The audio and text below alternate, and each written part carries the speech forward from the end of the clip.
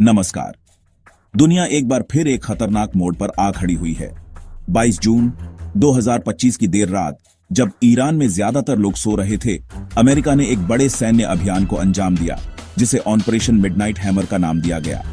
यह हमला कोई छोटी मोटी झड़प नहीं थी, बल्कि एक सोची समझी और योजनाबद्ध कार्रवाई थी, जिसका निशाना ईरान के 3 सबसे महत्वपूर्ण और संवेदनशील परमाणु केंद्र थे: फोर्डो, नतांज और इस्फहान।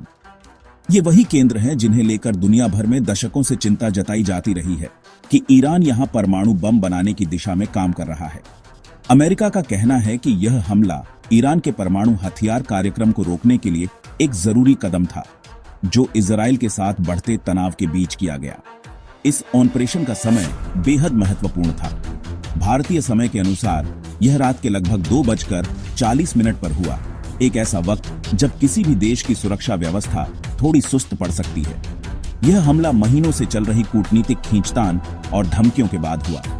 अमेरिका और ईरान के बीच बातचीत के कई दौर विफल हो चुके थे और मध्य पूर्व में तनाव अपने चरम पर था, खासकर 13 जून को इजराइल द्वारा ईरान के सैन्य ठिकानों पर किए गए हमलों के बाद। अमेरिकी प्रशासन का तर्क था कि ईरान की परमाणु महत्वाकांक्षाएं अब एक ऐसे बिंदु पर पहुंच गई थीं जहां सैन्य कार्रवाई के अलावा कोई और विकल्प नहीं बचा था। यह हमला एक संदेश था, न केवल ईरान के लिए बल्कि पूरी दुनिया के लिए, कि अमेरिका अपनी और अपने सहयोगियों की सुरक्षा के लिए किसी भी हद तक जा सकता है। इस हमले ने पूरी दुनिया को चौंका दिया, क्योंकि यह सीधे तौर पर एक संप्रभु देश के सबसे सुरक्षित माने जाने वाले ठिकानों पर किया गया था।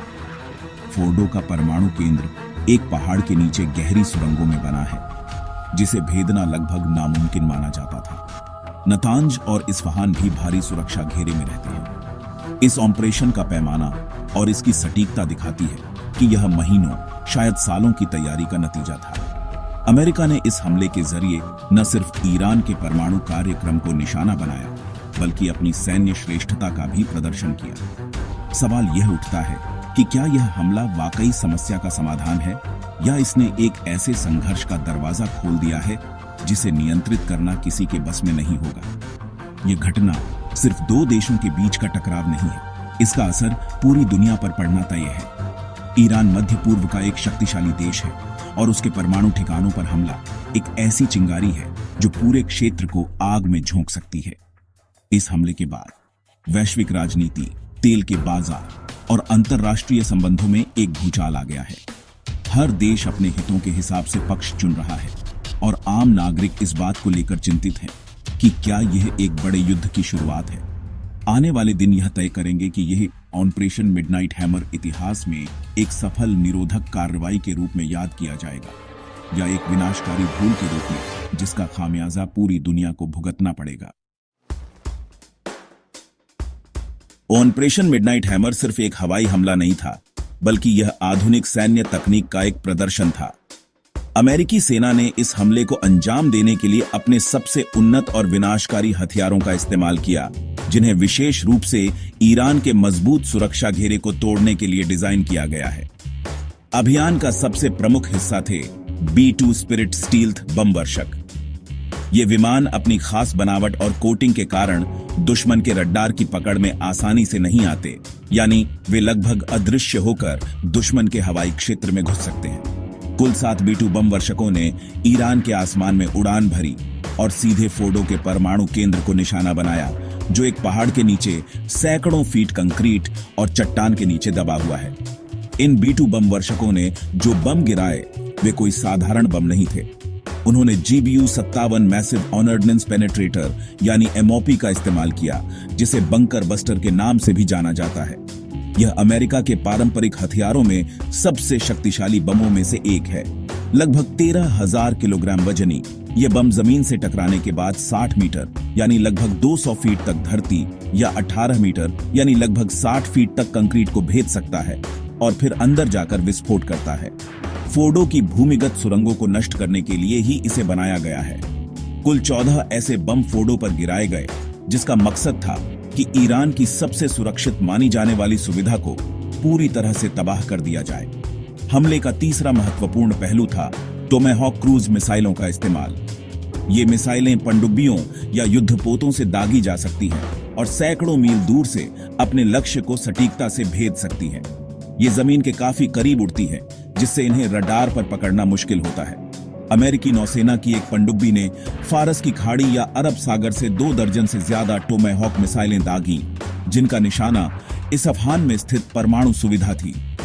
इन मिसाइलों का काम जमीनी स्तर पर मौजूद इमारतों, प्रयोगशालाओं और सहायक संरचनाओं को नष्ट करना था। कुल मिलाकर इस पूरे ऑपरेशन में लगभग 125 सैन्य विमानों ने हिस्सा लिया और 75 से ज्यादा सटीक निर्देशित हथियारों का इस्तेमाल किया गया।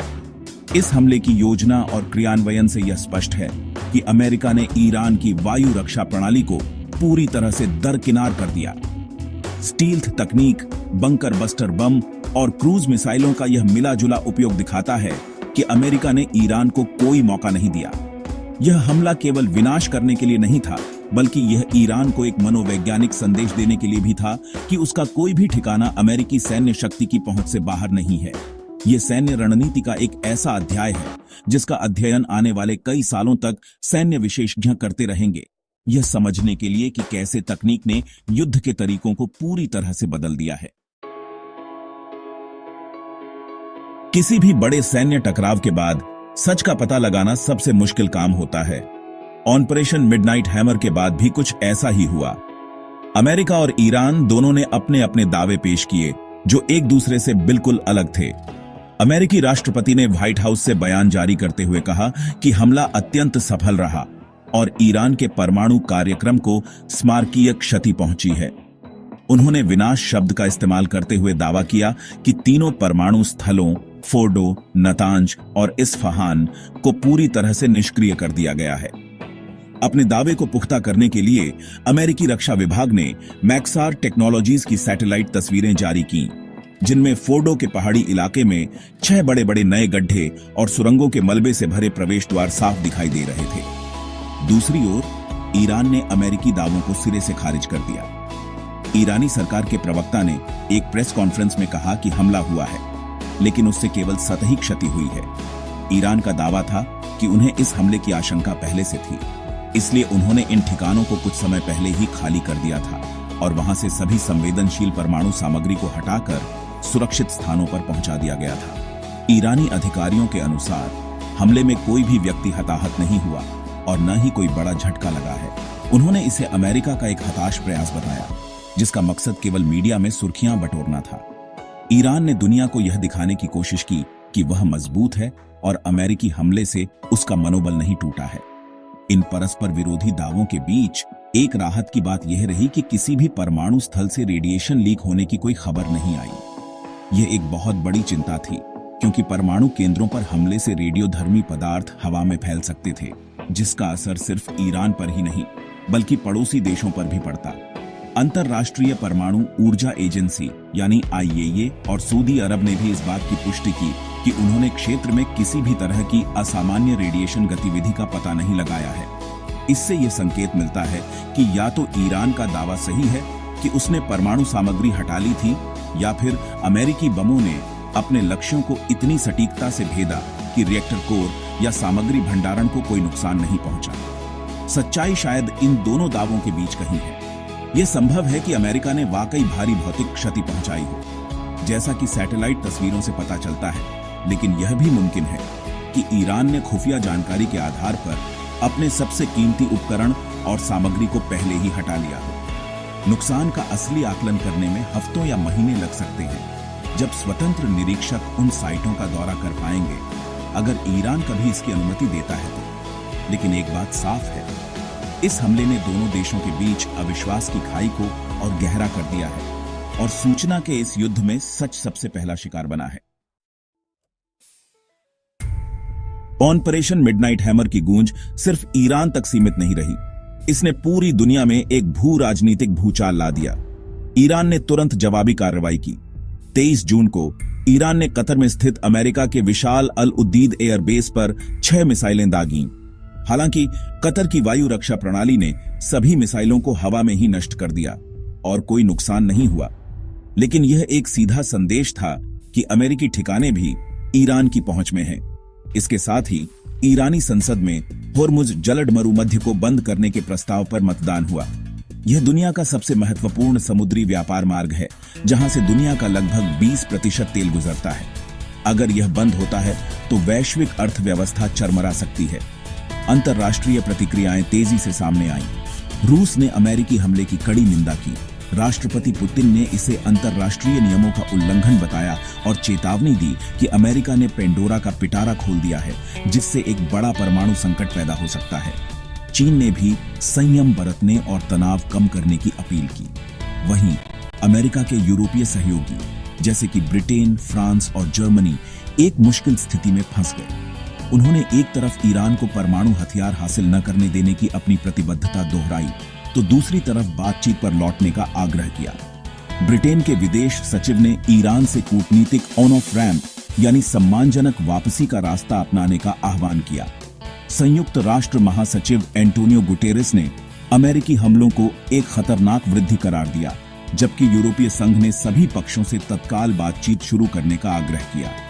अमेरिका के भीतर भी इस हमले को लेकर मतभेद दिखे।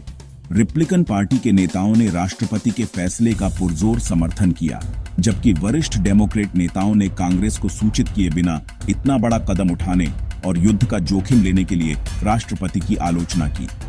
इस घटना का असर तुरंत वैश्विक तेल बाजारों पर दिखा, जहां कीमतों में भारी उतार चढ़ाव देखा गया।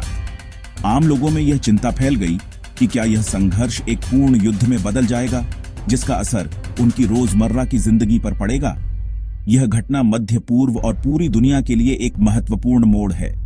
यह दिखाता है कि कैसे दशकों पुराना अविश्वास और विफल कूटनीति एक खतरनाक सैन्य टकराव को जन्म दे सकती है। भले ही 23 जून को एक अस्थायी संघर्ष विराम की घोषणा कर दी गई हो, लेकिन तनाव अभी भी बना हुआ है।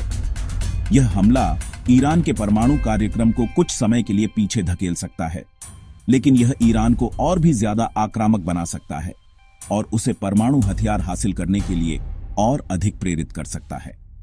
आने वाले समय में दुनिया की नजरें इस बात पर टिकी रहेंगी कि क्या कूटनीति इस संकट को हल कर पाती है, या यह क्षेत्र एक ऐसे विनाशकारी युद्ध की ओर बढ़ रहा है जिसके विजेता कोई नहीं हो।